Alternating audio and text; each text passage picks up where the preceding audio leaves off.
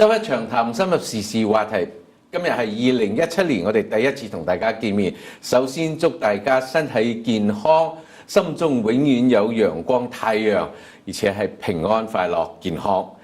講到平安呢，我哋就需要有一個好穩定安全嘅環境嚟保障我哋嘅平安啦。所以今日喺2017年第一集，我哋邀請到嘅就係我哋加拿大聯邦政府嘅國防部長嚟同我哋傾下係點樣嘅新政策更保障我哋嘅安全呢？ Welcome, Mr. Minister. Great, thank you for having me.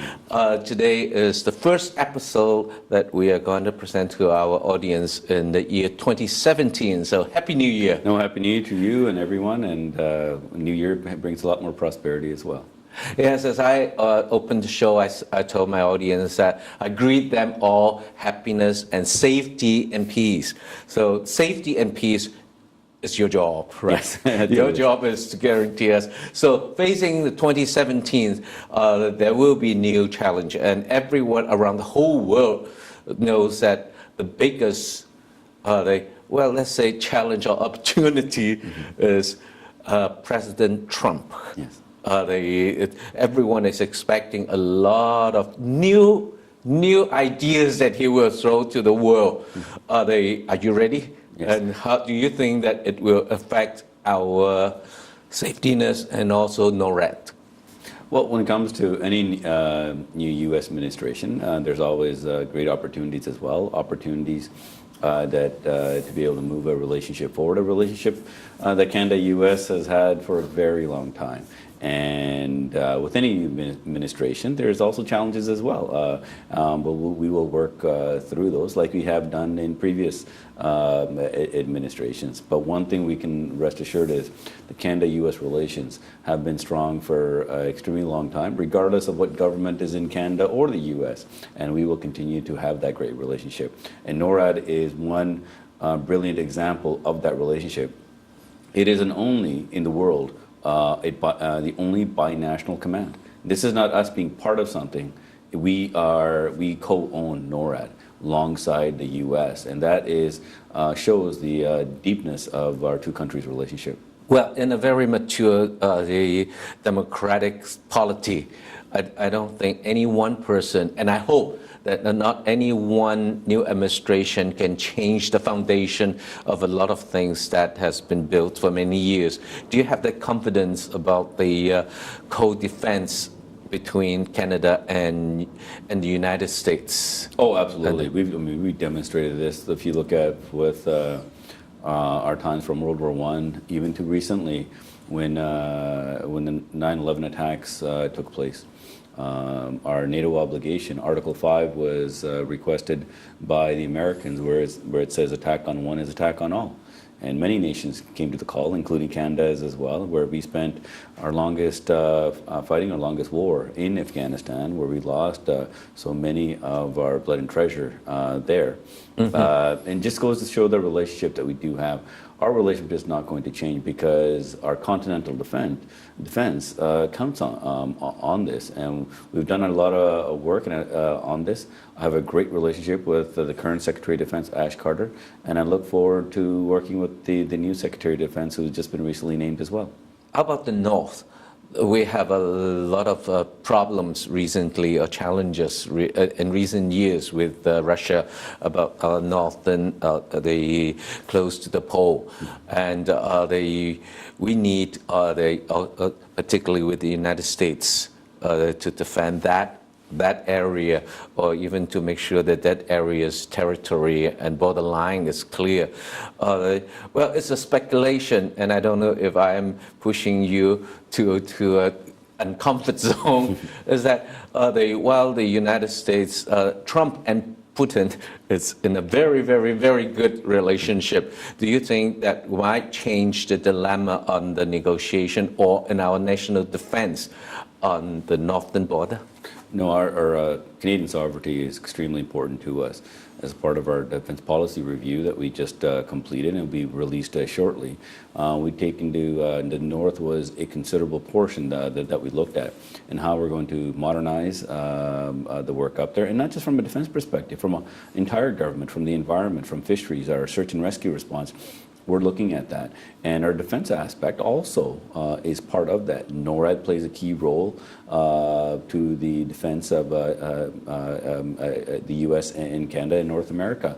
And we can't forget, we have the U.S. state of Alaska up there with us on the north as well. So we have a lot of great cooperation. And that cooperation will continue because our both collective defense depends on that. Depends on that for the on the north. That's right. Well, it's very comforting to hear from our national defense to know that that won't change. No, it won't. Or at least you would do your very best not to let any change happen. That's right. Thank you. Only for the better. Only for the better? That's right. Okay, I hold you for that. Well, you just mentioned about the defense policy review. That was something that's never been done until like last year, in between April and July. I understand that that review has been completed and there were reports that came out. Can you share with us what are the main points of that report? But first, what is the purpose of that review? Are we going to change our whole strategy on national defense? No, it's the defense policy review that we launched. It's been something like this hasn't been launched since the last 20 years. 20 years. And the process that we took was actually much larger than we did the entire year. So when I came and became the Minister of National Defense, it was one of the mandate commitments that was put in my mandate letter. So I launched a very thorough defense review. Went and looked at all aspects of things, talking to our allies, experts, Canadians, members of Parliament went out, very extensive consultation. And through that, we look at where our responsibilities. And from those obligations, then we build upwards. What type of Canadian Armed Forces are needed? What size of the Canadian Armed Forces are needed? How do you sustain that? What new emerging capabilities? So there will be new emerging capabilities that we'll be investing in, plus the aspect of how we're going to be looking at our strength within Canada, being strong here in Canada, but also our engagement in the world as well, because we do have a responsibility to our international commitments as well.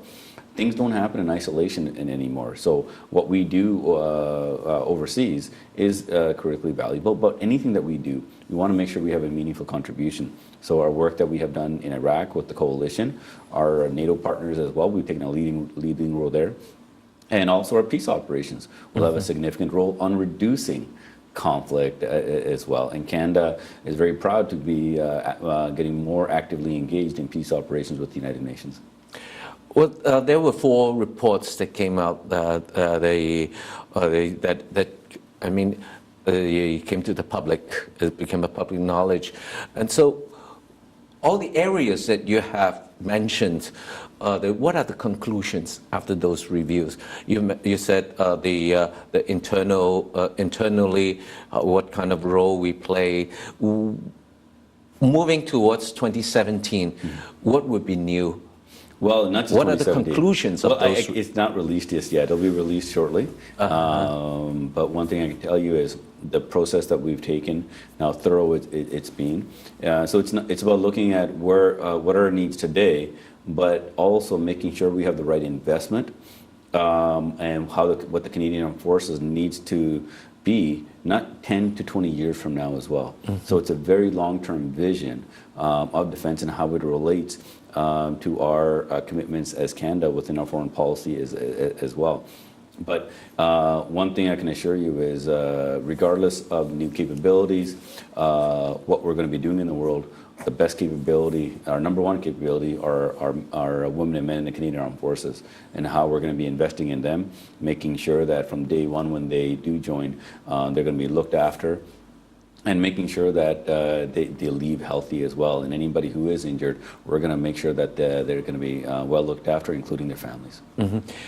But one of the consultation processes focused on the procurement process and the procurement and the needs of our defense. And immediately that caught everyone's attention is the Air Force.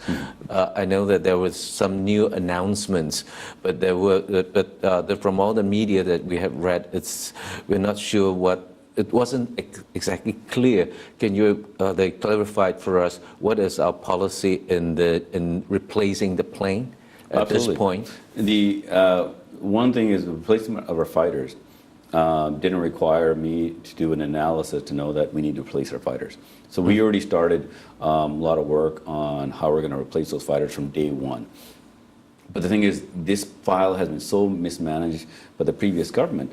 I mean, honestly, our fighters should have been replaced a long time ago. But how they managed this file, where the cost just kept ballooning and ballooning into an aircraft that we're going to sole source.